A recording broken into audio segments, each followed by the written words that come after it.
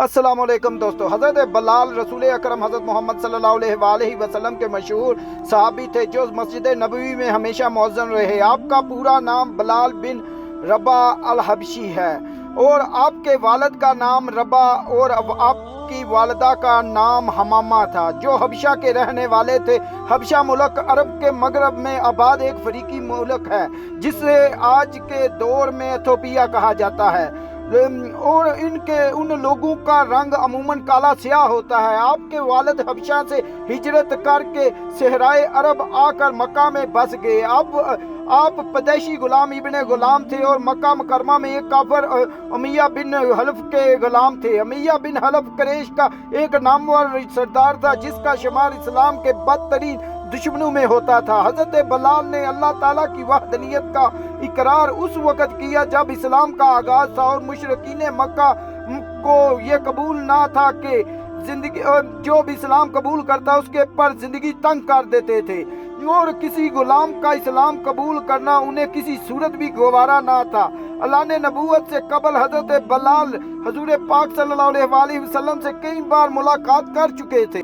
ایک مرتبہ سیدنا بلال امیہ بن حلف کی بکریاں چرا رہے تھے تو ایک آواز آئی، ہے چرواہے کیا تمہارے پاس دودھ ہے؟ یہ آواز دینے والا کوئی اور نہیں ہمارے پیارے نبی کریم تھے جو اپنے ساتھی حضرت ابو بکر کے ساتھ غار حرا میں موجود تھے۔ حضرت بلال نے آواز سنی تو قریب آ چلے اور عرض کی کہ جناب میری بکریوں میں کوئی بھی بکری دودھ دینے والی نہیں، تو اس لیے معذرت چاہتا ہوں۔ تو آپ صلی اللہ علیہ وآلہ وسلم کی تمنا پوری نہ کر سکا تو رسول پاک صلی اللہ علیہ وآلہ وسلم نے فرمایا اگر اجازت ہو تو سامنے والی بکری کو دیکھ لیا جائے، ہو سکتا ہے اس سے دودھ مل جائے تو صحیح۔ اور حضور پاک نے فرمایا کہ اجازت دینا تیرا کام اور بکری کے تھنوں میں دودھ بھر دینا اللہ کا کام ہے۔ حضرت بلال نے بکری خدمت میں پیش کر دی۔ حضور پاک صلی اللہ علیہ وآلہ وسلم نے اللہ کا نام لے کر جب بکری کے تھنوں پر ہاتھ لگایا تو بکری کے تھنوں سے دودھ جاری ہو گیا۔ اس واقعے کے بعد سیدنا بلال حضرت محمد صلی اللہ علیہ وآلہ وسلم کی اور قریب ہونے لگے۔ ایک دن آپ صلی اللہ علیہ وآلہ وسلم نے فرمایا اے بلال میں اللہ کا رسول ہوں اور اللہ ایک ہے، اس کا کوئی شریک نہیں، آپ کا کیا خیال ہے؟ حضرت بلال جو پہلے سے ہی اپنا دل نبی کریم کو دے چکے تھے فوراً کہا لا الہ الا اللہ محمد الرسول اللہ۔ بس اسی دن سے حضرت بلال اور رسول اکرم کی محبت کے ایسے اسیر ہوئے کہ آخری دم تک یہ تعلق قائم رہا۔ حضرت بلال مکہ میں وہ پہلے غلام تھے جنہوں نے اپنا اسلام ظاہر کیا تھا۔ اسلام لانے کے وجہ سے انہیں اوپر طرح طرح کی تکلیفیں دی جاتی رہیں۔ دشمن انہیں سخت گرمی میں دوپہر کی تپتی ہوئی ریت پر سیدھا لٹا کر ان کے سینے پر پتھر رکھ دیتے اور تاکہ وہ حرکت نہ کر سکے۔ ان کا سردار اپنے ناپاک ہاتھوں سے اس معصوم چہرے پر بے تحاشا مارتا اور اسلام چھوڑنے کے لیے مجبور کرتا، مگر وہ اس حالت میں بھی احد احد کہتے، یعنی محبوب ایک ہی ہے۔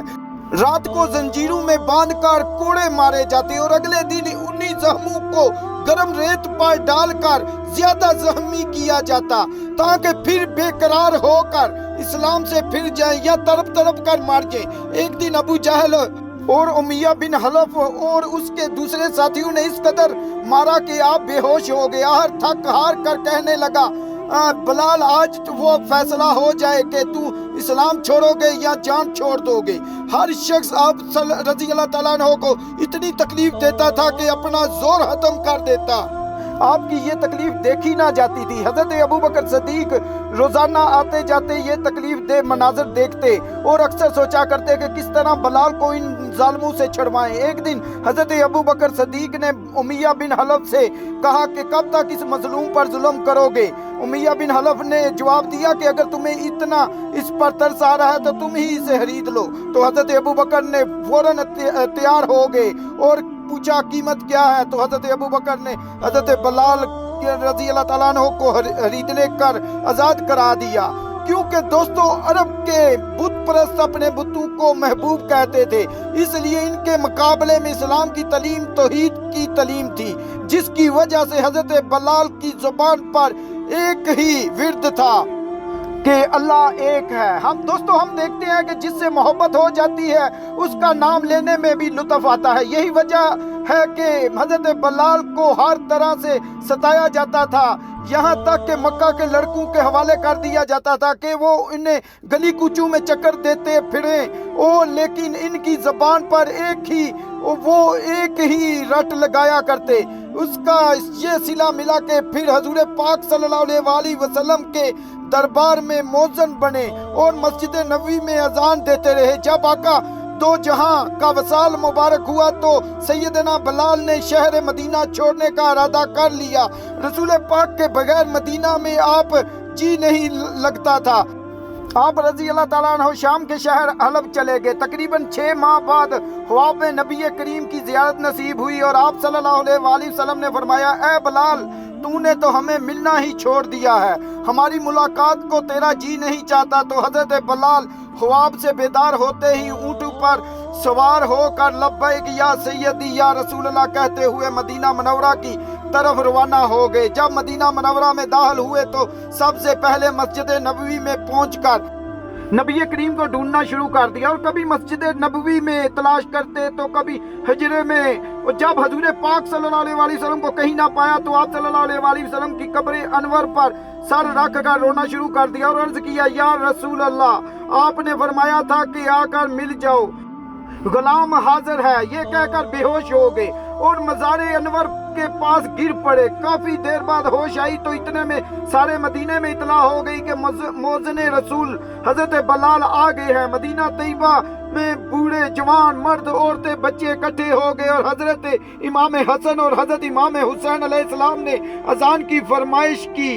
तो लाडलू की फरमाइश ऐसी नहीं थी कि इनकार की गुंजाइश होती, तो अजान कहना शुरू कर दी। मदीने में आप सल्लल्लाहु अलैहि वसल्लम के ज़माने की अजान कानों में पढ़कर कोहराम मच गया। अहले मदीना सिसकियां लेकर रोने लगे, हत्ता के पर्दा नशीन खवातीन भी घरों से बाहर निकल आई। सभी तसव्वुर करने लगे जैसे रसूल पाक सल्लल्लाहु अलैहि वसल्लम का दोबारा तशरीफ ले आए हो। चुनाचे चंद रोज़ क़याम के बाद सैयदना बिलाल वापस आ गए और सन 60 हिजरी के करीब दमिश्क में आपका वसाल हुआ। और दोस्तों, उम्मीद करते हैं कि आपको ये वीडियो अच्छी लगी होगी, और अगर वीडियो अच्छी लगी है तो लाइक शेयर सब्सक्राइब ज़रूर करें और अपनी कीमती राय का कमेंट्स में ज़रूर इजहार करें। शुक्रिया।